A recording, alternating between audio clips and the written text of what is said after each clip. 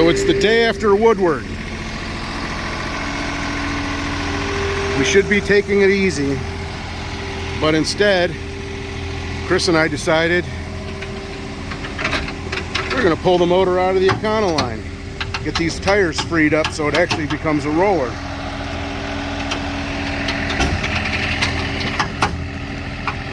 Not sure why we won't take a break, but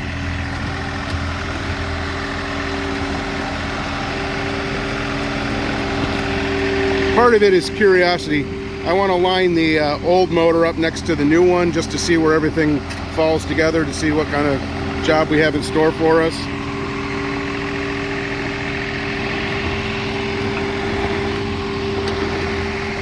Time we've had the Econoline up in the air, we're really, truly able to see what we've got. Puny little rear end, literally a drive shaft smaller than a piece of conduit.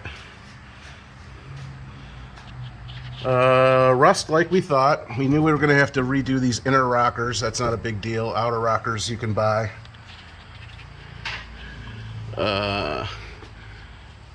Might be fun getting these cross member bolts out, but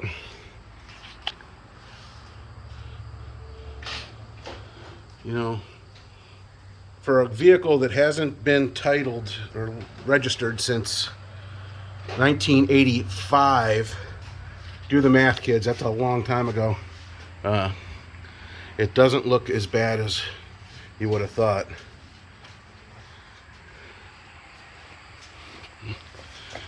Something crazy happened to the tank here. That wasn't us, I don't think, but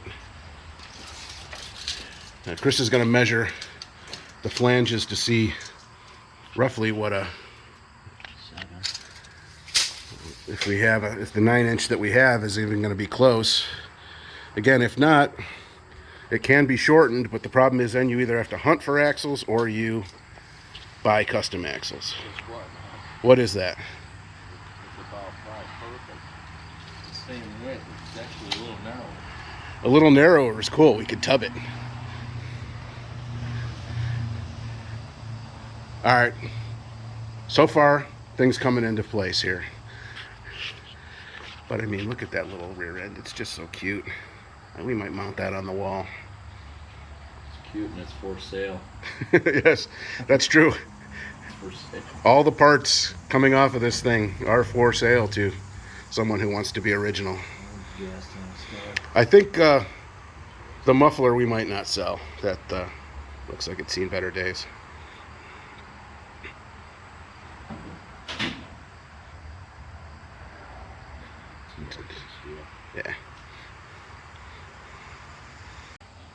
Yeah, it takes a little bit to get these off of here.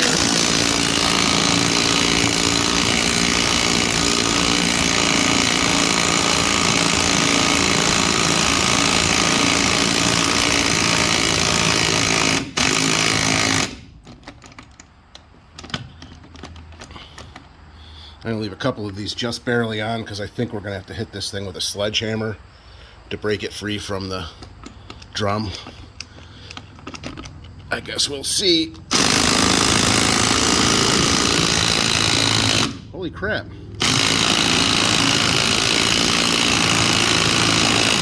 It's coming right off.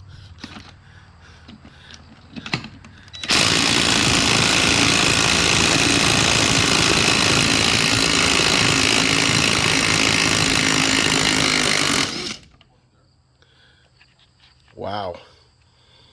Did somebody use anti-seize?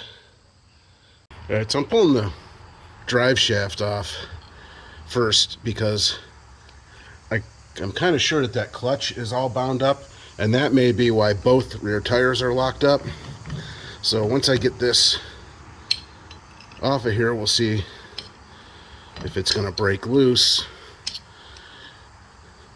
I mean, again, it's not that big of a deal because we're not going to use this rear end, but for the time being, this can't stay up on the lift the whole time. We have other projects we need to do, so we do need to make it a roller in the meantime.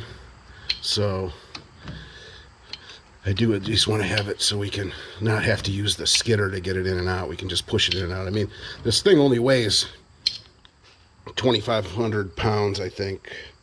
It's about the same as a Miata, so it shouldn't be too hard to push it around if everything actually rolls.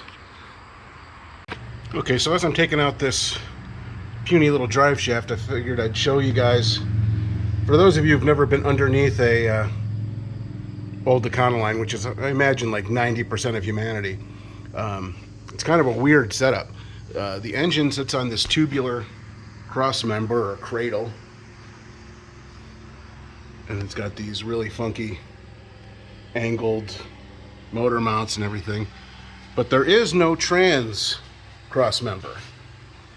The trans actually hangs off the unibody here on this arrangement. So I think that's probably why a lot of people have problems with swaps and everything, because like we're gonna have to build some kind of a cross member here to go around and underneath our new automatic transmission. No big deal, but certainly a lot different than the stock configuration. Well, we thought the linkage, because we know that the shift linkage was frozen up, at least from up top there. We thought that because the clutch was probably locked up, it was just locked in gear, but this spins pretty freely. So it is locked up, probably back here on the drums. And unfortunately, we're gonna have to bang the hell out of them just to get them to come out. And again, it seems silly because, again, like I keep saying, we're not using this axle. We just need it temporarily. And I'm going to probably spend the next hour pounding the hell out of it. Ooh, that sounds weird. Okay, well, we got the engine and trans all prepped. Nothing's really connected to them anymore. Unfortunately, Chris had to dash out, and I'm still tired from our whirlwind Woodward thing, so I'm just going to call it. I'm not going to try to take this thing out by myself. I think what we're going to do is support the engine, lift it up, pull this cross member out, because the cross member actually goes past the leaf spring. So you can see it better this way. It goes past the leaf spring. So we'll only be able to get it out so far before it's going to hit the leaf spring. Then we're going to have to twist the whole engine and everything. It's just going to be a pain in the ass. So we're going to lift it up, pull the cross member out, and then lower the whole shebang down onto this. It's actually a motorcycle lift. This little motorcycle lift thing here, and then we'll raise it up. It goes up about another 8 inches or foot. So we'll set the engine and trans down on it all in one piece, get it out of here, and then we're gonna bring the other engine in and set these side by side and see where everything bolts up, how much longer the automatic is versus the manual, and then also, because it's a 4-cylinder, it should be shorter. I don't think it's going to be too much wider, even though it's got a big plenum that comes around this side, I think, driver's side, I can't remember. But the Turbo 4, I know it's going to fit in here okay. It's just how much messing around we're going to have to do. So this might be, well, no, you know what? I'm going to keep this video going. We'll get the engine out. We'll do this side by side, and then we'll call it a wrap for this video. All right, so we've decided we're going to use the trans jack to get this motor out of here. The only problem is the trans jack's only going to get it down to about waist height. And I'm hoping that motorcycle lift can get it. We can get it over there and just kind of slide the motor off onto that. We've got to take this cross member out of here first, because I think I mentioned before, it's wider and it would catch on the leaf spring, and we don't want to drop the whole leaf spring down just to take the motor out. So we'll drop that, we'll support the engine, we'll drop the cross member. Hopefully, when we take the bolts out of the transmission, it doesn't present itself as ridiculously heavy. I mean, it's just a little 3-speed. It shouldn't be that heavy, although it is all cast iron. So we're going to see. Just got to break a couple of these cross member bolts off. They all loosened up with the impact, but you can't get the impact in on this one on the driver's side. So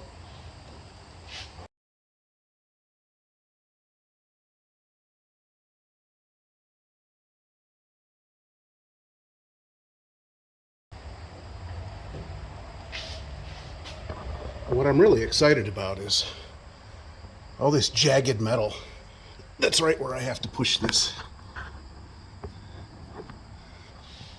bar. It's only going to be a matter of time before I slice my hand up.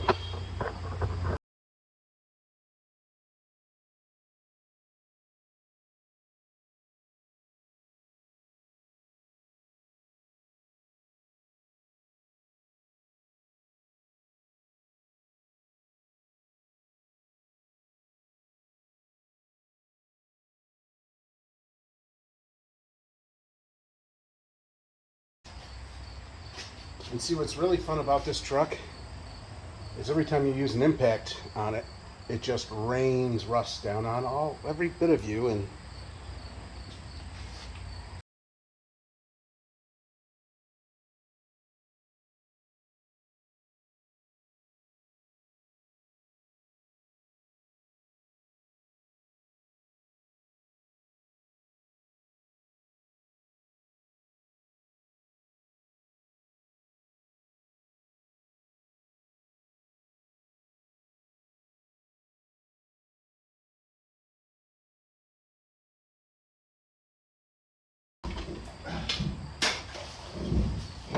oh my God, I can't believe it.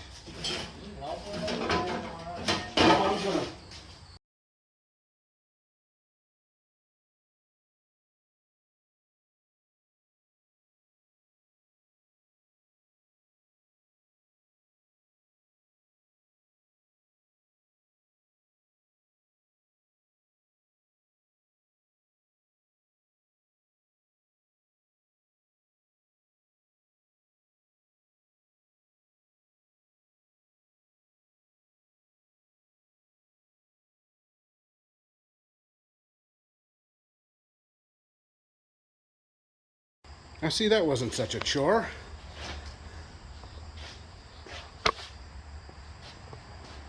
There's our damaged cylinder, or piston I should say. There's our giant empty hole. The question is, how much bigger is this motor than the Turbo 4? Okay, our 2.8 is just where we left it. We got back from Kentucky.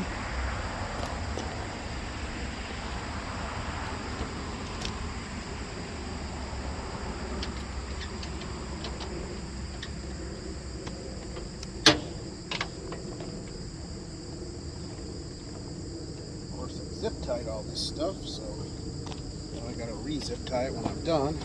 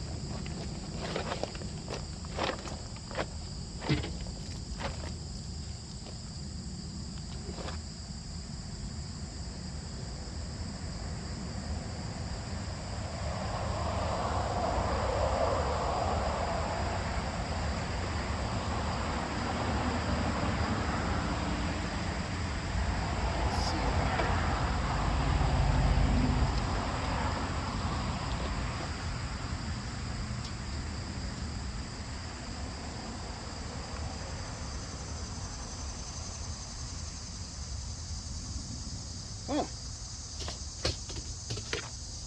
So our new combo is actually 10 inches longer than our old one. I'm not sure.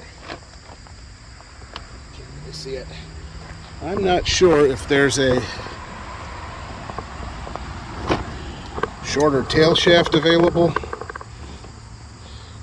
for that transmission. I guess we're gonna have to see. But our old setup's about 50 inches long. This is just about 60. Again, I'm not too worried about having room in the front for accessories. We're going to run an electric fan and something clever up there anyway. I think the next thing I got to do is mock up the head and the turbo and everything and see if there's going to be room side to side. I think there is, but you know, we may have to modify the doghouse a little bit. But overall, I think we're okay. Again, I just have to find out a little bit more about this transmission on here. I'm not even sure which one this is. I got to look that up. I don't know what they put in these 88s or 87s, I guess.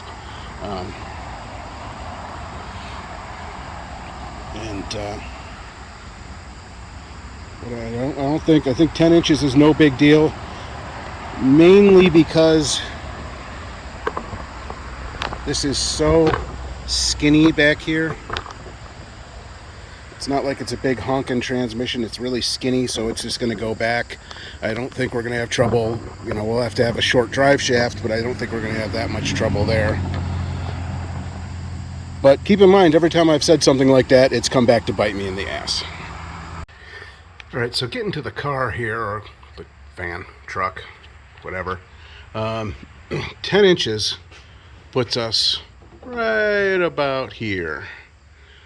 And you can see that doesn't give a lot of room for a drive shaft. We will have to probably tilt. And you know, and the other thing is the 9 inch is probably going to come out a little farther too. The snout's going to be a little farther out. So obviously we're going to have a custom drive shaft, but it's not going to be a really giant one, so it shouldn't be that expensive. Of course, we may be able to move that motor forward some because we are going to run an electric fan and some other neat stuff here. I think there's a Mustang radiator that is for the 6 to 8 cylinder swap. And I believe it's a 4-core, maybe a 3-core. I'd have to look it up for sure again. But that will help with our cooling. We're also talking about putting some kind of like a little chin spoiler up here in order to scoop some more air when you're driving. So I think we'll be fine. I'm just not sure about the width on this. We may have to put a little bump out on the doghouse, but again, it's just a little bit of metal fab. It's no big deal. So that's as far as we're going to go on the Econoline for this video. Again, I think it looks worse than it really is. I think once we get some wire brushing and stuff done, we'll see that this isn't really all that bad. I mean, some of this galvanized hasn't been touched at all, but so that's the excitement there. I am still trying to, I guess I gotta measure, oh geez, that was bright sun. I gotta measure up the tank diameter or dimensions and everything, because instead of trying to find a stock fuel tank, I think we'll just put in maybe a cheap cell or something like that. We'll have to see. I mean, it'd be no big deal to rig up a filler in the bed or something like that. And of course, we're going to get rid of this crazy trailer hitch that serves no purpose whatsoever. Again, so like and subscribe and all that stuff. you know, the boys at Clever Name Garage want to keep doing this stuff, and they want to, you know, my buddies, they all want to help out and everything, and the more subscribers we have, the easier that becomes. So thanks again. Hey, Clever Name fans. Well, it's just too hot and humid to paint the new hood for the Trailblazer, so I did a little wet sanding and decided it was time to play around with the Econoline a little bit, and got the gas tank down, and sure enough, there's a 165-pound weight up in the very back underneath the gas tank. It's about 1.5 inches thick by maybe a foot long and 2.5, 3 feet wide, something like that. It's got to be every bit of 165 pounds. We were joking around that we should put another one back here to make it easier to do wheel stands. And strangely enough, there is almost the exact amount of room you need right here. We're going to cut these out because we're probably going to have to use a fuel cell instead of a standard tank. But here I was thinking that was just folklore. And I guess the reason for this is under hard braking, the back tires would get up off the ground on this thing. And apparently people didn't like that. I kind of thought it was cool, but it's so that's what we're doing. I decided to cut the drums off we were going to mock the 9-inch up just so we can roll this thing in and out, because it just can't stay on the lift the whole time. And instead of just mocking it up, I thought I'll just cut the drums off. Now that they're free, we can bolt some wheels back on it and move it in and out of the garage. I'm thinking before we put the Challenger on the whirly jig, which is basically just sitting over here, waiting for a vehicle to be put on it. I thought maybe what we do is we put this thing on the whirly jig, turn it sideways, and just blast the whole underside of it. Not sure whether we have the dustless blasting guy come, or I was thinking about buying that pressure washer kit that allows you to add sand to it and do it yourself. It's kind of a poor man's dustless blasting. I mean, the kit's only like 35 or 40 bucks. We've already got 8 or 10 bags of Black Beauty, and it doesn't really need, well, I shouldn't say that. You know, I don't think it needs to have a pro do all this stuff. I think we can go in here and blast all the flaky rust off. And, you know, the thing is, it's so damn thick that once this flaky rust comes back, is gone, I think you're going to find that it doesn't look as bad as we thought. Obviously, we have to extend these rockers here, the inner rockers and then the outer ones. But it's a lot of just surface rust, and I think we can save it ourselves and save a ton of money. You know, I'd love to be able to spend $800 on something silly for this thing as opposed to just playing the dustless blasting guy. So we're going to see. Chris and I are going to talk about it because, you know, we are partners, so we're going to talk about it and see which way we want to go. And we'll keep you informed of how we're going on this. I think we're going to see a build. Probably the next video is going to be assembling the 383 for the Challenger. That's all bagged up nice and neatly. We spent some of the part of the day here getting some of the parts together and everything that we've got laying around, and, you know, rocker shafts, all this stuff that all needs to be cleaned up so we can assemble it. And Chris has all the pieces parts. It's just finding them, and they're on a shelf somewhere. So that should be the next video. And again, like and subscribe.